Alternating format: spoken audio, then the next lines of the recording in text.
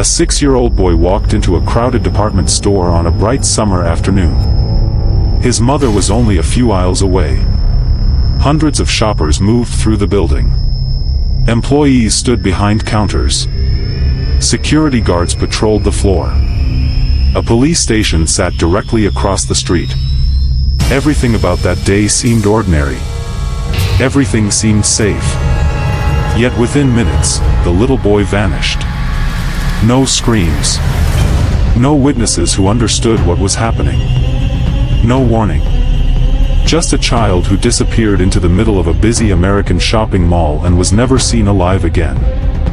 For the next 27 years, his family would live inside a nightmare.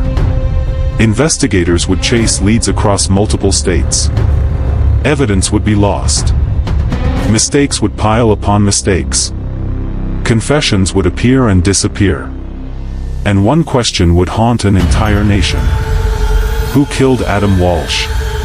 What happened to the 6-year-old boy whose tragic death would forever change how America searches for missing children? Tonight, we uncover one of the most heartbreaking and controversial child murder cases in modern history.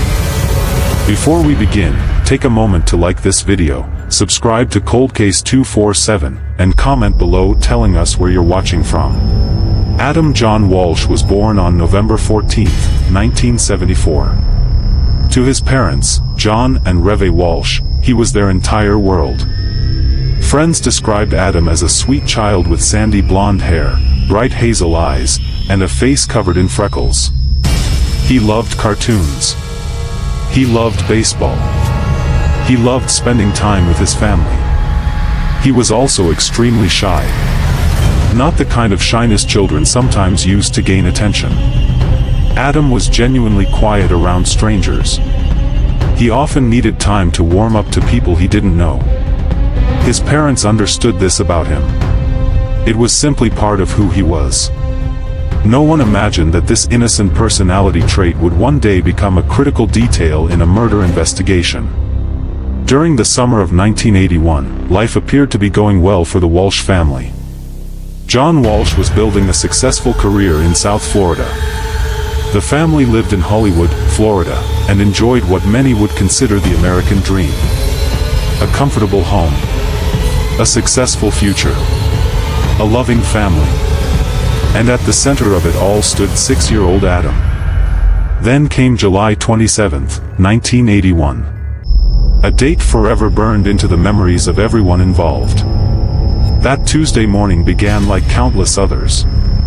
There was no indication that history was about to take a horrifying turn. Around late morning, Reve Walsh prepared to run a few errands. One of those errands involved visiting Sears at Hollywood Mall. She had seen a lamp advertised for sale and wanted to check whether it was available. Adam accompanied her. The trip seemed routine. Just another mother and son spending part of the day together. When they arrived at the mall, everything appeared normal. Families walked through the corridors. Employees greeted customers. Children explored toy sections while parents shopped nearby. Nothing appeared unusual. Nothing appeared dangerous. As they entered Sears, Adam noticed something exciting. In the toy department stood an Atari display. For children in 1981, Atari represented the future. It was exciting. It was new. And it attracted groups of children wherever it appeared. Several boys had gathered around the machine, taking turns playing. Adam immediately became interested. His attention locked onto the screen. His mother watched him for a moment. Then she looked around. The store was busy. Employees were nearby. Security personnel moved throughout the building. Everything seemed safe. She told Adam she would be just a few aisles away checking on the lamp. Adam agreed. According to later accounts, he simply replied, "Okay, Mommy." Then he turned back toward the video game. Reve walked away. She expected to return within minutes. She never imagined she was seeing her son alive for the final time. The lamp she wanted wasn't immediately available. She spent several minutes speaking with store employees. Nothing about the conversation seemed significant at the time. But every passing minute mattered. Eventually, she returned to the toy department. Adam wasn't there. At first, she wasn't alarmed. Children wander. Children become distracted. Perhaps he had moved to another aisle. Perhaps he was looking at different toys. She searched nearby. Nothing. She called his name. No answer. She checked surrounding sections. Still nothing. A feeling of concern began growing inside her. Minutes continued passing. The concern became panic. She contacted store employees. Announcements were made over the intercom. Adam Walsh, please come to customer service. No response. Another announcement followed. Still nothing. Employees searched. Security personnel searched. His mother searched. The little boy seemed to have vanished. Somewhere inside that crowded store, something had gone terribly wrong. As panic spread through Sears, nobody realized that crucial events had already occurred. Events that would remain hidden for years. According to information uncovered later, a dispute had broken out among several boys gathered around the Atari display. An argument over whose turn it was to play. A young security guard reportedly intervened. The boys were separated and directed away from the area. Investigators later believed Adam may have been among them. If that theory was correct, Adam may have followed older boys out of the store. Not because he wanted to leave. Not because he understood what was happening. But because he was shy. Because he was frightened. Because he was a 6-year-old child who didn't want to get into trouble. If true, Adam suddenly found himself outside in an unfamiliar section of the parking lot. Alone. Confused. Separated from his mother. A perfect target for someone with evil intentions. As the search intensified, time slipped away. Every minute reduced the chances of finding him quickly. Eventually, police were contacted. But many critics would later argue that the response was far too slow. The police station stood directly across the street from the store. Yet valuable time disappeared before a full-scale response began. For Adam's parents, every passing second felt unbearable. John Walsh rushed to the scene after learning his son was missing. Like any father, he expected immediate action. Instead, he encountered what he believed was a lack of urgency. Some authorities initially suggested Adam had simply wandered away. Perhaps he would return. Perhaps he was lost. Perhaps he would be found nearby. John Walsh refused to accept those explanations. His son was 6 years old. Adam had never walked long distances alone. Something was wrong. Very wrong. As daylight faded, the search expanded. Volunteers joined the effort. Flyers were printed. Roads were checked. Neighborhoods were searched. Questions spread throughout the community. Where was Adam Walsh? What happened to him? Could someone really abduct a child from a crowded department store in broad daylight? The horrifying answer appeared to be yes. Days passed. No ransom demands arrived. No credible sightings brought hope. The Walsh family entered a nightmare that no parent should ever experience. They barely slept. They barely ate. Every telephone ring brought a mixture of hope and fear. Maybe someone had seen Adam. Maybe someone knew something. Maybe this would be the call that brought him home. But the call never came. At that time, America lacked many of the systems people now take for granted. There were no Amber Alerts.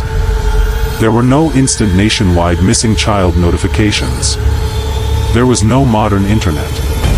Information traveled more slowly.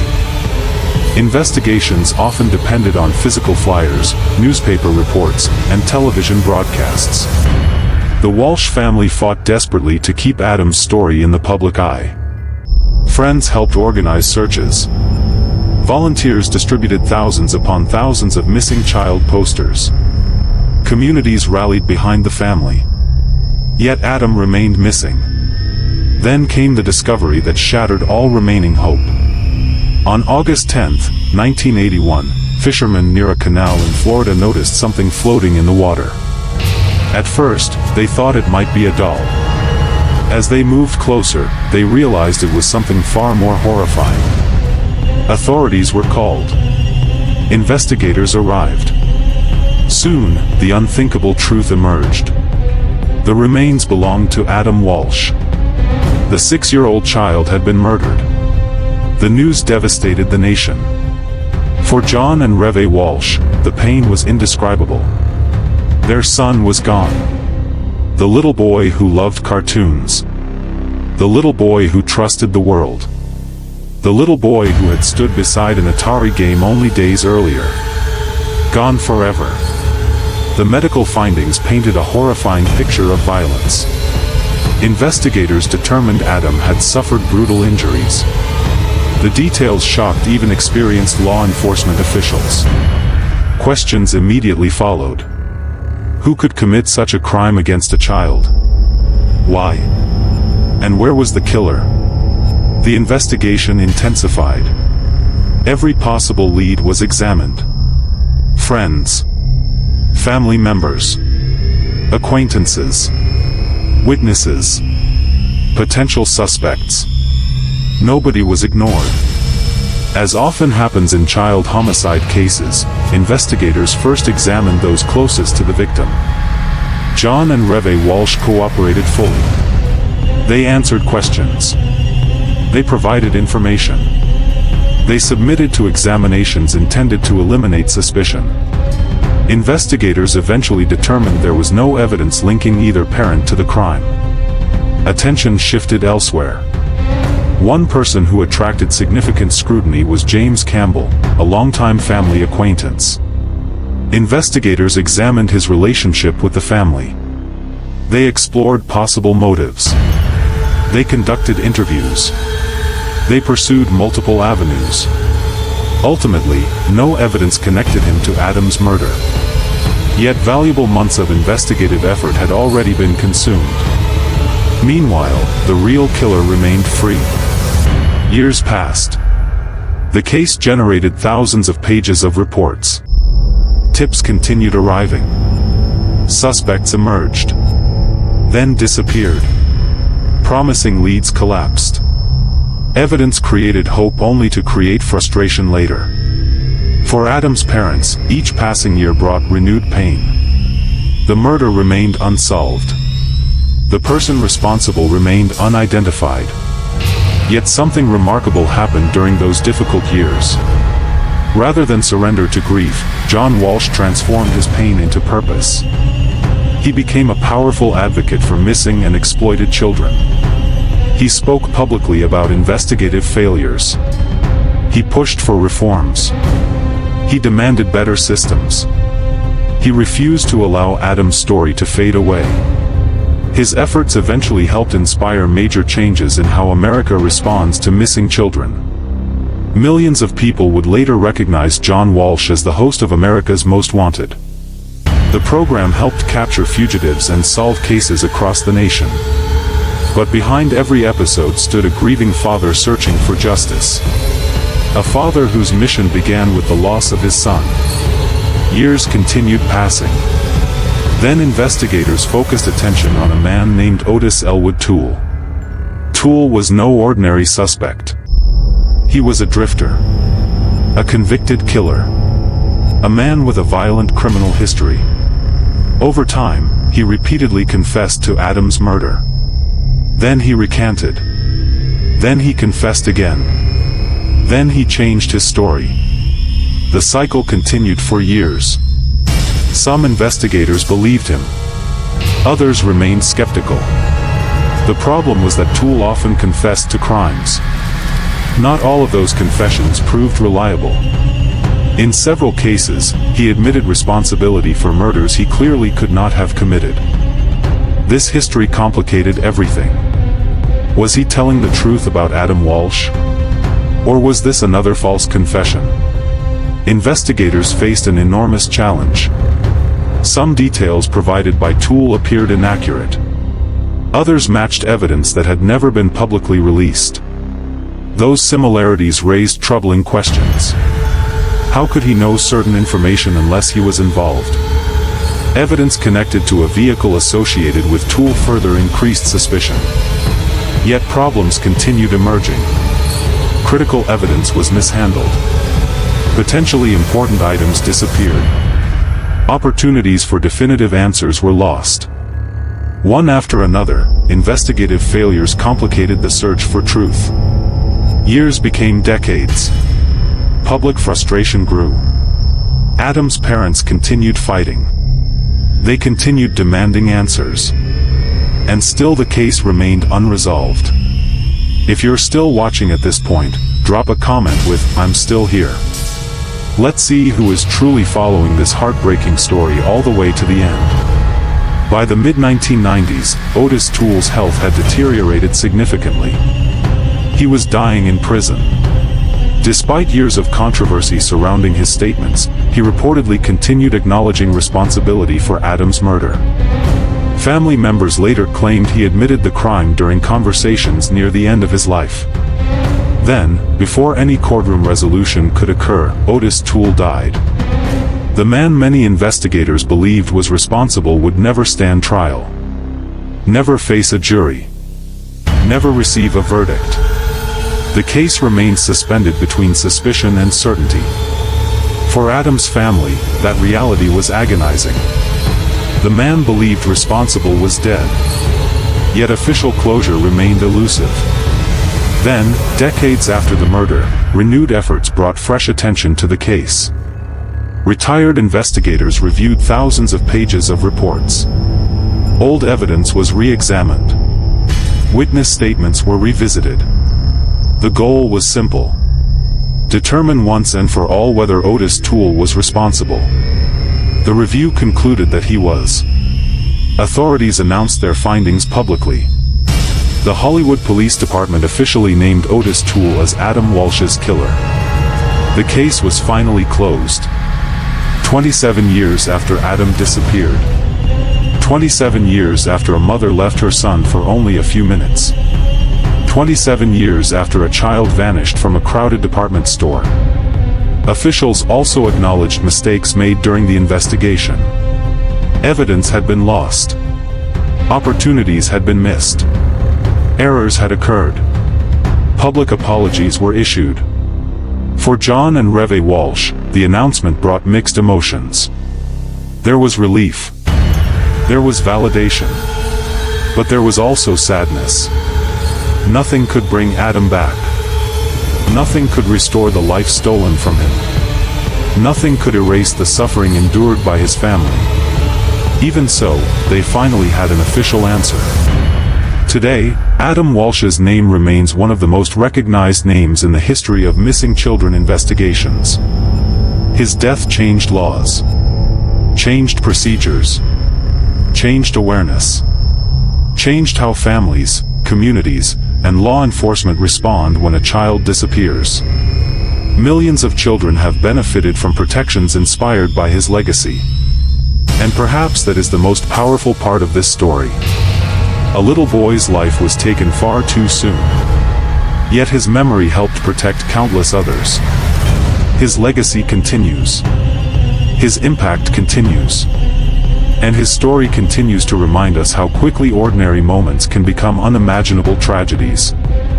One moment, a child is standing beside a video game in a crowded store. Minutes later, everything changes forever. For Adam Walsh, that ordinary summer afternoon became the final chapter of his life. For his parents, it became the beginning of a lifelong fight for justice. And for America, it became a wake-up call that transformed child protection forever. If this story touched you, please take a moment to like this video, subscribe to ColdCase 247, and share it with someone who believes victims should never be forgotten. Also leave a comment below with your thoughts on this case and whether you believe justice was ever truly achieved. Thank you for watching. And remember, Behind every cold case is a family still waiting for answers.